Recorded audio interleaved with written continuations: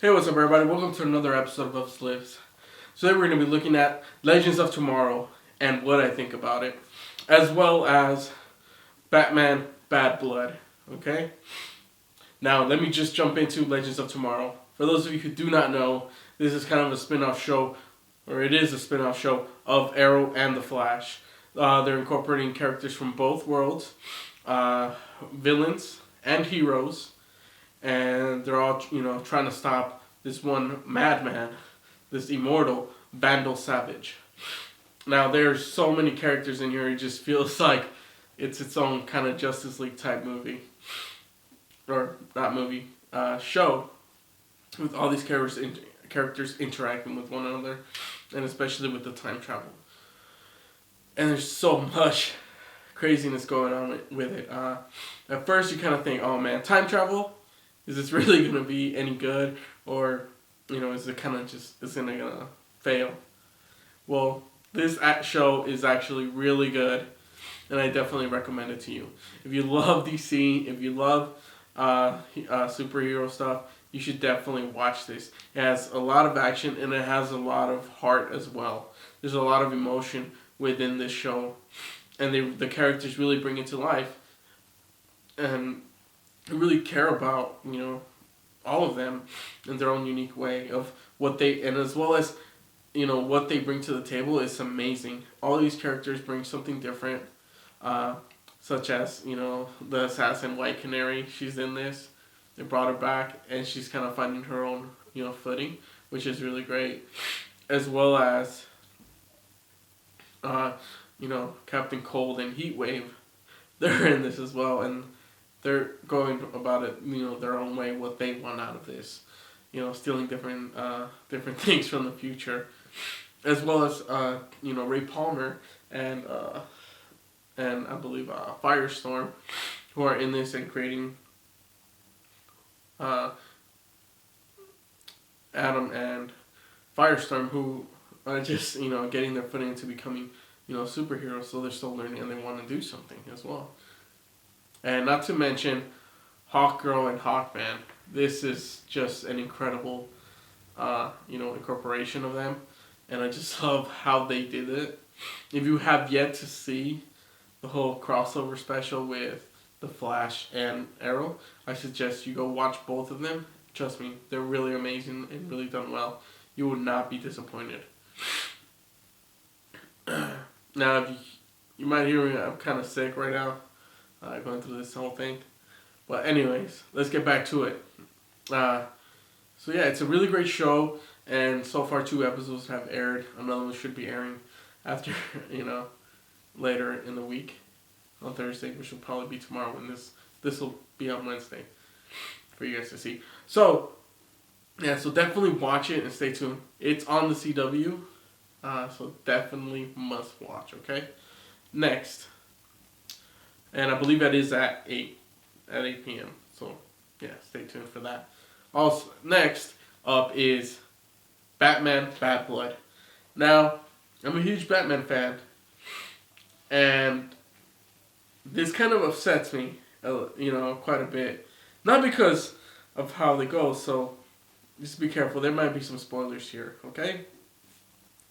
So if you haven't seen it, pause it and then come back to this. So, spoiler alert. Batman is killed. There's a huge explosion. You can watch clips of it, or you can watch the whole movie. But yeah, and it's Batwoman's fault. Like, what the fuck, man? He saved your fucking life. What the fuck is wrong with you? Now, there's nothing against the movie. Okay, this is just me stating, like, fuck that shit. That's fucked up shit. Sure, it's like a story from the comics, but it just, I was like, what the fuck? How the fuck this bitch, just showing up out of nowhere and be like, oh, I'm gonna fight crime, and using a freaking gun and all that. I'm not gonna say she's not badass, because she looks badass as well, but it's ridiculous just how, because of her, Batman, supposedly gets killed. Come on, he's not really dead. But he goes missing, and they're trying to replace him. It's supposed to be like, the battle for the mantle. That's what it's supposed to be. But that's not really what happens. You just see Nightwing put on the cowl, and he's like, oh, he's the new Batman. That's it. And, Damian Wayne, okay, he comes back to the picture. And there's all this stuff going on. And it's kind of a letdown. Where you see this huge dude, he just beats the crap out of freaking Batwoman and Batman. And the way they end him is just ridiculous. Like, what the fuck did you do this? There was like no build-up. Freaking, he turns out to be Damian Wayne. Like, what the fuck? Like a genetically altered version. He just wants his mother's love just like her actual son. But he's supposed to be like whatever alternative version. And then she just fucking kills him. What kind of bullshit is that? What the fuck were you thinking? That you kill, like, he's supposed to be the main bad guy and you just fucking... You made him look like a fucking little bitch. Like, what the fuck is that? It's like, it's like as if the new Superman movie, or Batman versus Superman movie, if they just fucking introduce Doomsday, and then they just fucking, they mop the floor with him, it's like, what the fuck was that? And he ends up dying and they bring in another fucking character, Darkseid shows up or some other bullshit? No, okay? You don't fucking just do it. It just pisses me off. I'm like enjoying this. I'm like, damn, I want to see him and Batman actually throw down.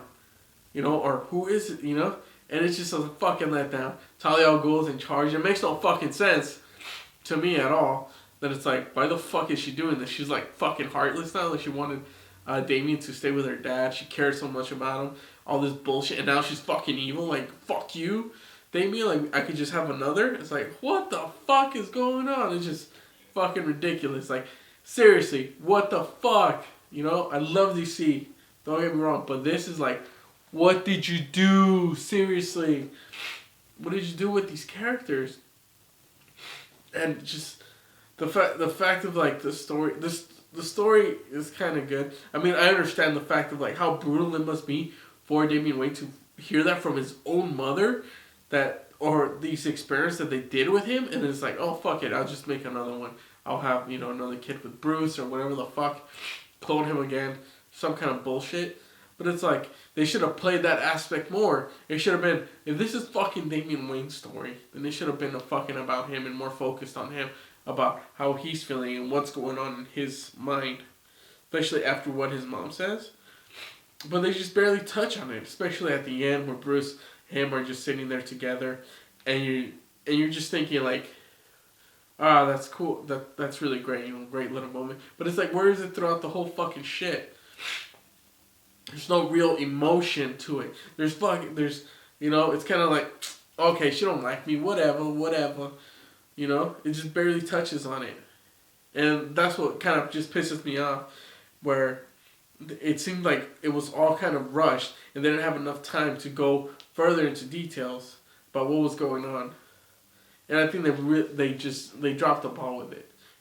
They had a lot of good story stuff going on, but I feel like there was too much happen. Like, what the hell? You're telling, first of all, Batwoman is getting introduced. So you're telling her story in this, and then you're introducing Batwing into this as well, Lucius Fox's son, and it's like, well, you're telling their kind of fucking origin all in the same time, and then you're trying to fucking do the whole, replacing Batman and the whole shit with Damian Wayne. It's like, dude, what the, like, there's so much fucking shit, I'm pretty sure this is all, like, they're trying to squeeze it in from the comics, but it just looks like a poor job, Like, what the fuck happened? Maybe they could have done a whole thing of, like, they could have done separate movies where one is, like, okay, episodic type deal, where they're introducing, Batwoman, or what she's been doing, the research that they've done in her, because she, and then, kind of conflicts and stuff like that. But it just feels really rushed. And I hope that whatever the next animated movies that come out are really good and just don't have that problem. Now, I know for a fact that The Killing Joke won't have that problem at all, because I really enjoyed that one. The book, the comic, trust me, it's really good. And that's the one that I'm just super excited for. But yeah, other than that, I mean, you can still watch it. It's not that bad, but it leaves you just wanting like something else or expecting more from it, from what it actually is. But yeah, and that's coming from me, DC fanboy here. But yeah, thank you guys so much for watching. I'm freaking dying here, get sick again. And I'll see you guys on another episode of Elvis Lives. Alright? Holla if you hear me. Where my Lobos at? Oh, fuck, I'm dead. Bye.